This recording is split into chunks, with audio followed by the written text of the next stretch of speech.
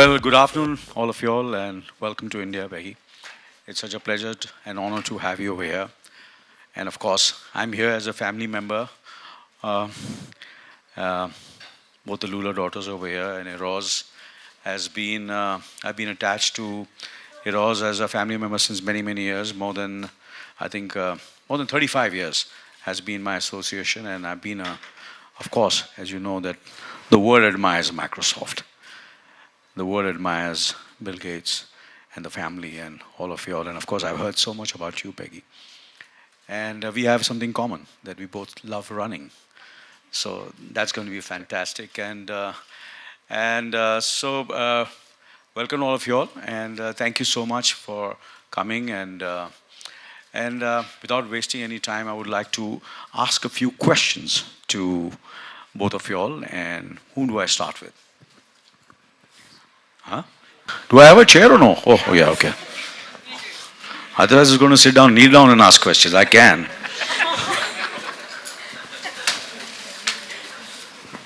Like a serious,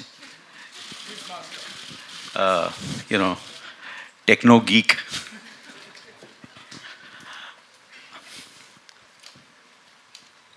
So I'm supposed to ask. Let me ask Rishika first, right? She's the youngest among all of us. So Yes, by Rishika. far. Yeah, yeah. So future You're is. youngest at heart, though. So Rishika, I want to ask you, in this business of digital entertainment, tell us about your journey with Eros. But obviously, I know you as a kid. You were born in front of me, and I've seen you grow up, and I came for your wedding also, right? Absolutely, yes, yeah. So it's been in the last 5 years since inception, and how technology has played a key role in driving the growth of Eros, and what has been your experience, if you can tell us, yeah. Of course. The journey of Eros now has been really, really interesting. It actually came up as an idea on holiday when you're vacationing and clear-headed. That's when I think the best ideas come. I've always been an early adopter of technology. I've always been subscribed to multitudes of services. I remember the first MP3 player I had was a Nomad. They were kind of Discman-size huge things. And I realized that a lot of these streaming now giants had actually started on the back of strong content.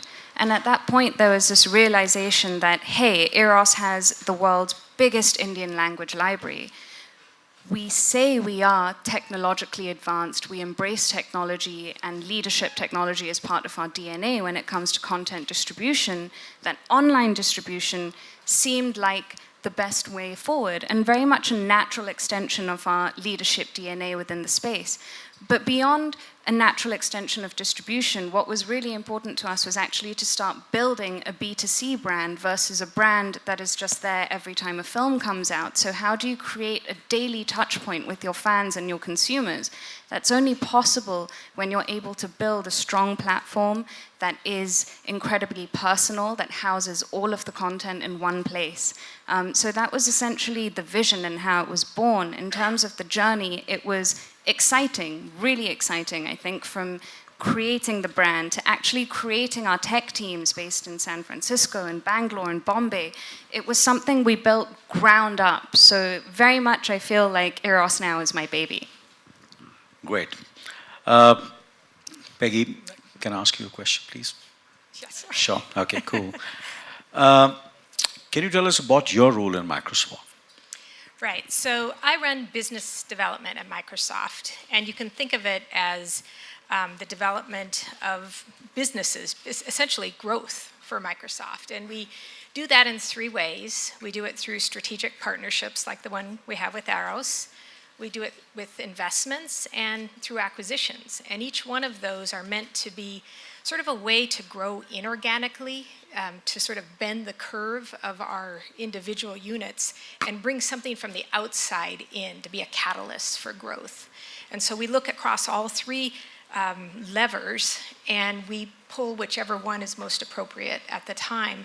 Largely it's around strategic partnerships. And since Satya came in, we've had a real focus on that area, partnerships, and even partnering with some kind of surprising companies. Look like we might be a little competitive in some areas, but we usually find ways to cooperate and find synergies and growth for both of us.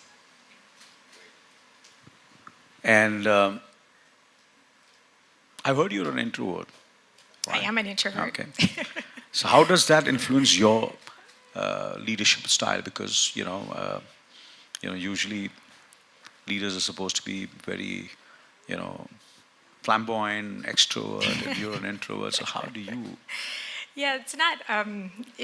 Frankly, when I started my career many years ago, I was always asked to be more extroverted, to speak up more, to be more aggressive at work. I'm an electrical engineer, and it was largely my company was. I was generally the only woman in the room, and so I was in an environment I wasn't comfortable with anyway. And but eventually, I realized that being an introvert is actually a plus. You're generally a listener if you're not talking, and that has helped me do my job better. I feel like if I had a superpower, it would be listening. I listen to the customer, really understand what they need, and then help them realize their vision. So it can be a plus, and the world is full of extroverts and introverts. I think we need both of them. And absolutely. Matter of fact, as soon as I met you, I started speaking, and you were listening. I'm a listener. We were talking about running, so and as I have, for me also, it's been a passion for many years. So, when did you start running? I started running in college, just 2 years ago. No, many years ago in college, and now I've somewhere along the line I ran further and further distances, and now I like to run marathons, and so I'm working my way through the world major marathons. Oh, cool! That's really cool. Yeah. Rishika, now the question is to you.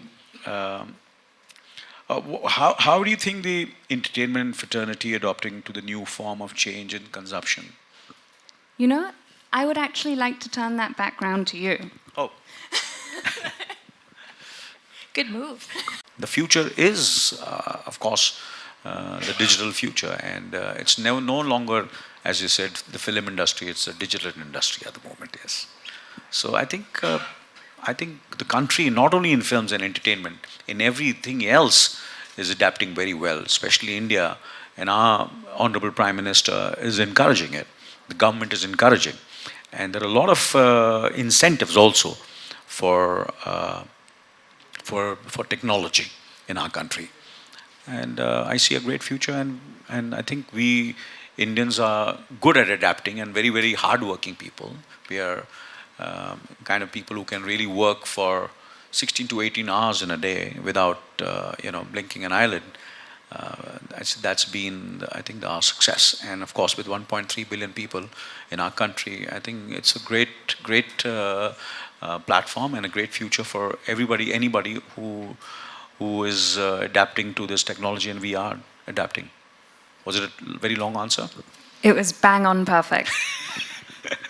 I have a question for you. Yes. Can I follow on? Yeah. First of all, Slumdog Millionaire is one of my favorite movies of all time, so thank you for that. It was wonderful. But in watching your career, you've been such a harbinger of dynamism. You've done so many different, in so many languages, as you just said, so many parts, so many languages, so many different movies. How do you manage to stay relevant for so long? Because you are just as relevant today than I think going back to the first movie you were just describing. Thank you very much for saying that. But yes, of course. For me, it's always, I take inspiration. Like, of course, there's, inspiration from, Microsoft, inspiration from individuals, companies. I keep on reading, I keep on watching, and of course, I listen. And of course, I have, for example, Rishika is there, and Eros is very blessed to have a younger generation. And I have my children who also keep me relevant and keep me on my toes. I have 2 daughters and a son, and so it's an atmosphere of different tastes, different, you know, everybody has got different passions, and nobody's a fan in my house of anybody. Everybody is very independent, so I get a lot from my children and from my family, and I've always been, I'm ready to fail.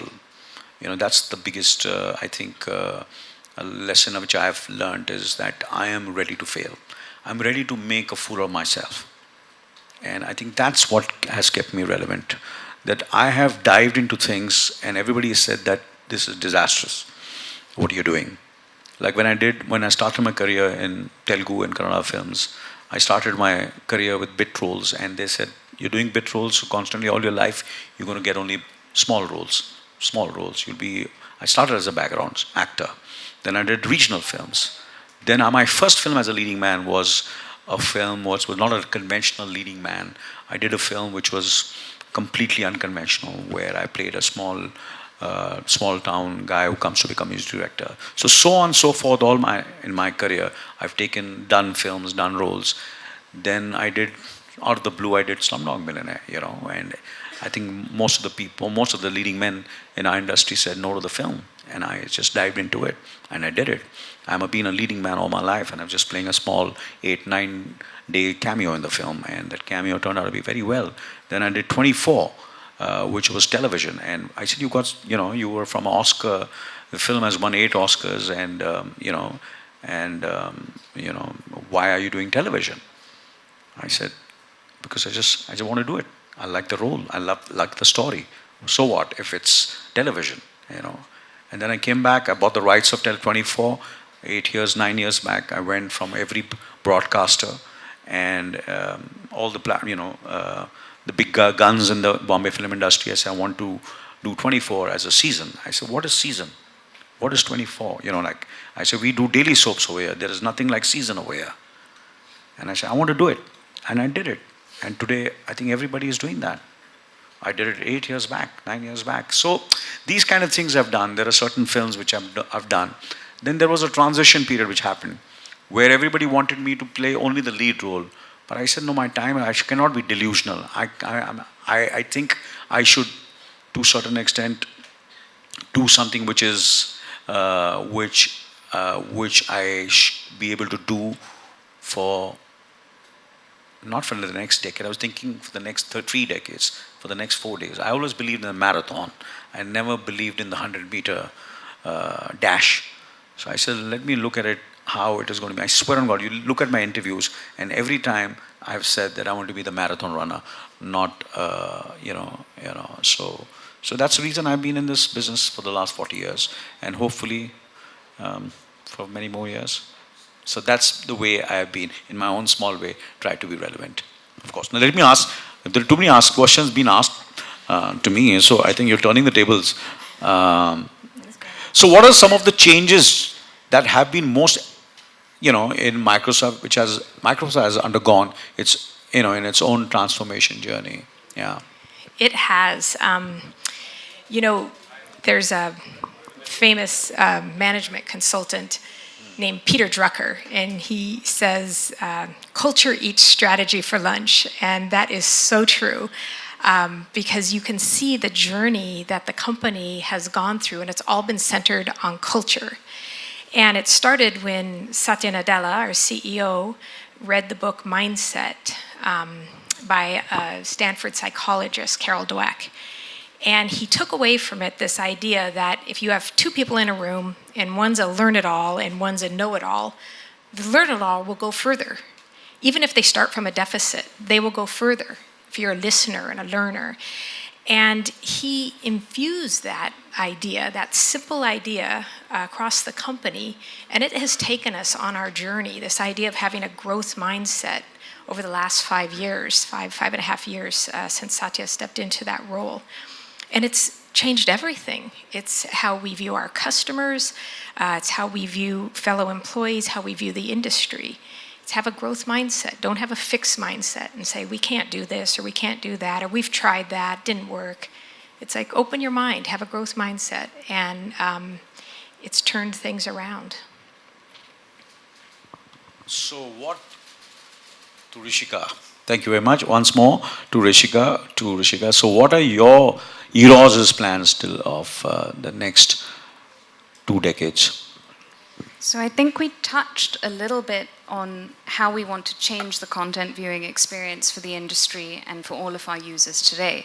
So very much like yourself, it's very important that it's not just the individual that reinvents itself, and very much to what Peggy just said as well, the company needs to continuously evolve and reinvent itself. And that's how we use technology and how we'd like to use technology. So be it ensuring that we can create hyper-local, hyper-customizable user experiences, or actually creating a very own extended reality for you and what you're watching. I think these are just a few of the things that we have in the pipeline, and it's very hard for me to predict to 2030, because whatever I predict today is probably going to be irrelevant in about 2 years anyway. So I think we're working on our extended reality suite, as well as ensuring that we can continue to serve and focus on the micro niche pockets of the world. Great. I think anyone else wants to ask questions? Yeah. Shall we? I have Yeah. another question for you. Oh, okay. One second. And it just kind of threw out to me. There's like a real lack of female representation in this room today. And you obviously are surrounded by a set of really, really strong females at home. I'd love to maybe have you speak to, I think, all of the men in this room about how to maybe deal with such strong females and how to help empower them to fulfill their dreams. If you ask me, I think just listen to them. And they're always right. That's the way I have, been in my life. I've been surrounded by, of course, you're right. I'm surrounded by very, very idealistic, independent women. My wife, who was my friend, who became my girlfriend, and my wife, and the mother of my 3 children, was always independent. And matter of fact, when we met, obviously I was jobless and she had a job, and we always been friends. And well, I would say, it's not only that I believe. For me, I think I always felt they're superior. To be honest with you, it's not that we believe, and I believe it. I believe in it. I sincerely believed, and I've always felt that she's much more intelligent, superior, powerful, multitasking. So I think the more you respect them, more you listen to them, I think that's the success. And then I had 2 daughters who are successful also today in their own way. One is she speaks her mind, and I let her do that, and learns from her own mistakes. And she's done wonderful for herself. And wherever I go, they speak about her. And I said, you have such a wonderful daughter. And she's so honest, she's so straightforward. And of course, she's beautiful, really beautiful. And then I've got a younger daughter. And there's who started very young. And both of them started very, very young. I think they were in their teens when they started working. And I encouraged them. And I said, let them be. I said, this is the kind of film they want to make. I said, make it. I said, but, it's a tough world because, it's a male-dominated industry. And I find it difficult to sometimes, they have gone through their ups and downs, emotionally ups and downs, where they're not taken seriously.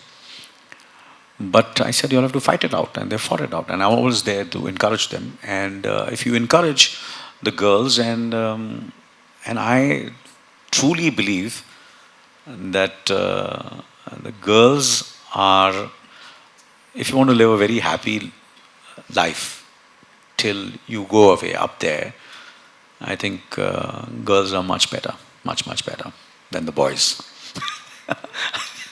And You have to clap to that. and if you see now all over the world, I think all the girls are doing so well, and there are such great entrepreneurs, sportswomen, and in every field, they're doing so well. And of course, there are not many girls. There is, I can see a girl over here, smiling over here. There is someone over there. And of course, you're there. And I think the future belongs to the girls. And of course, if we men encourage, when I say we men also, I get a very firing from my wife. I say we all human beings, if we encourage and be positive, I think we'll have a greater future. And that's what I've done. Always let them be independent, positive, and whatever they want to do, I've let them be. That's what I've done. And that's what everybody should do, I think. Yeah. Thank you. Thank you. Thank you so much. Well, I think we should ask, at least, you want to ask a question? Sure. I think people might have some questions Yeah, out there. I think So the that'll be floor better. is open for the question and answer. Anyone? Well, if Hi, anyone. Yeah. So, my name's Kenneth. I quickly want to ask, could you elaborate a little more about the synergy between Microsoft and Eros now, and how it's going to benefit both companies? Well, I'll start and you, okay. Well, first and foremost, we're in two different industries. We're a technology enabler. We don't develop content. We're not in that business, but we're a platform business. And our goal is to enable Eros to meet their vision and your objectives on top of the platform. So we both have our separate swim lanes, if you will, and I think that helps us be very synergistic in what we're trying to build together. Absolutely. And just to add on to what Peggy said, I think what's been really beautiful about working with Microsoft has been the collaborative nature of absolutely everyone throughout the organization. And that collaboration gives birth to a lot of new identities, new ideas, and opens up new ways of looking and thinking about what may be considered a very basic standardized technology stack. So it actually enables, I feel, for both of us to push the envelope to a new level which hopefully has not been achieved yet. I have a follow-up question. To that. You quoted the cover of the Harvard Business Review saying that I think it was I forget, Peter Drucker. I think Peter Drucker, yeah. yes. So Desi pop culture is on a rise. The question here is, where does Microsoft see itself in giving Desi pop culture a little more wing and wind beneath its wings? Particularly with this synergy with Eros now. I might not have understood the question. Yeah, sorry, I didn't quite get... So Desi pop culture is on a rise. It's sort of consolidating now, and you find a wider psychographic coming together under that umbrella. The question is, since culture is the space that we're looking at, how could you elaborate a little more on how Microsoft and Eros are looking to come together to give this Desi or Indian pop culture a little more wind beneath its wing? Sure. I think one of the things that we've been working on pretty deeply together is, I also mentioned PLC, which is deep personalization, deep localization, deep customization. And I feel that Desi pop culture, while it may exist, maybe it doesn't exist to the extent of regional pop culture. So I think our collaboration will, A, enable us to access the product, give the product to someone, touch the micro-niche pockets of the country. So imagine if you're a Tamil-speaking viewer for Eros now, but you want to watch a Hindi movie. Imagine the product surfacing for you in a language with which you're comfortable, to the extent the dialogue has never even been, say, shot in that language, but it's served to you in a way in which you are most comfortable viewing it. I think that's one of the greatest impacts we'll make, because content can then essentially cross borders, and it's not limited to just one specific language, country, region, or dialect. Thank you. That was good now. So that includes music, films, content, everything, right? Music might be difficult given the beats and all of that, but in terms of spoken content, video language content, all of it, but in terms of Microsoft's capabilities, I may not be the best person to, to speak on this. Well, essentially, what you're talking about is we're going to be learning together.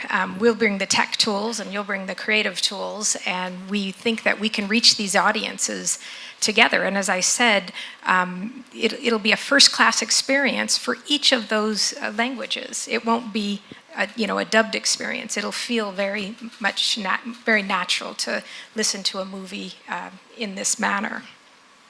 Hi, question for Ms. Johnson. Hi. Am I right in assuming that this is your first sort of foray into the Indian digital video space? Or have you, has Azure worked in this space before? So we've worked in this space. This is the first major partnership that we've announced. Okay. We have been working in this space. In India?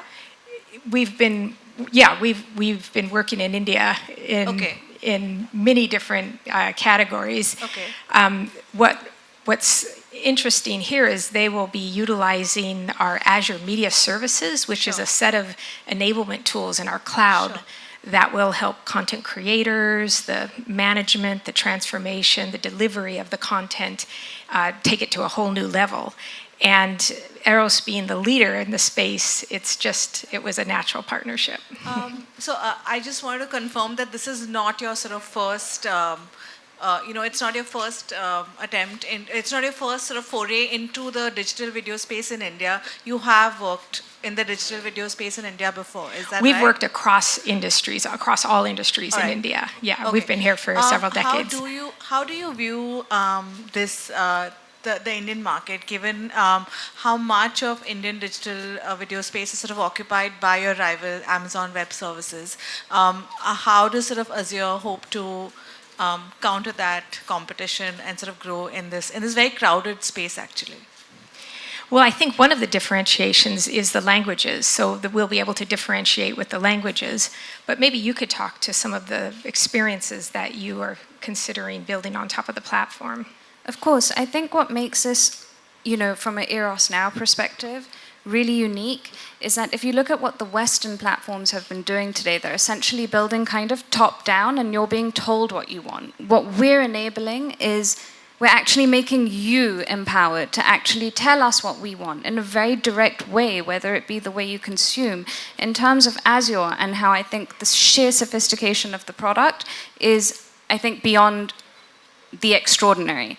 Personally, I can tell you, I've never seen my engineers so happy working with back-end infrastructure and actually working with the Microsoft team. So not only sheer product sophistication, but I think the culture of Microsoft plays a huge part as well in the beauty and the kind of edge they give you to a partnership and collaboration. Hi. Ramita Majumdar from Business Standard. I kind of want to take up from the previous query here. So this partnership would come under the Microsoft Azure Media Services partnership, and this is not something that has been done before, or have you also had partnerships under the media services space before? In India, yeah, in India. In India, broadly, I don't know if we have other. I don't know if we can share all the names. You have recently announced a few partnerships with Z5 and Reliance Jio. So I just want to understand if these also come under the same bracket. And another thing is, going forward, given digital media is booming globally as well as in India, what kind of an opportunity does Microsoft see in this space, specifically with your media services and the kind of solutions that you've been talking about? Do you have any kind of market opportunity that you have in mind or you're looking at present? Well, I just think as all media companies are looking for differentiation, we can help them with these tools. We have cognitive services tools that have voice recognition. That's one of the things that Eros will be using. We have compute, we have data warehousing. We have the ability to deliver the content in a very secure manner. So we have a set of tools that media services can tap into, and one of the largest and most significant partnerships we have is with Eros, because you're using just about all of the tools across the board. I remember that Redmond trip. Yes. you're tapping into all of them. So. So, sorry, just wanted to understand that again. So the other partnerships are not under media services, and this is just for They're all on Azure. So Azure is our cloud, and they can access media services, they can access cognitive services, they can access artificial intelligence tools, our analytics. So they have access to all that once they build onto Azure Cloud. Sorry, so technically, does that mean that for example, you just announced a partnership with Reliance a couple of months ago. So does that mean that then Reliance can also access your media services technology under that partnership? I mean, so once they sign on to Azure, does that mean that they're sort of eligible to then access all of Azure's? Well, think of us as a platform, and anybody who builds on Azure can work with any of the services that we're launching. Yeah, broadly. Thank you so much, everyone, for your questions. One more. Well, we can take it offline for sure. Thank you. Sorry? They want to know about the collaboration. Okay, so We're super excited to be collaborating with Microsoft to create a truly unique and personalized, customizable product. What's great about working with Microsoft, besides the collaborative nature, is the sheer sophistication of technology and product that enables Eros now to be one of the most sophisticated localized platforms in the world. well, we're thrilled to be partnering with Eros because they're the leader in their space, and I think between our technology and their creativity, we're going to change we have the opportunity to change the entertainment viewing industry.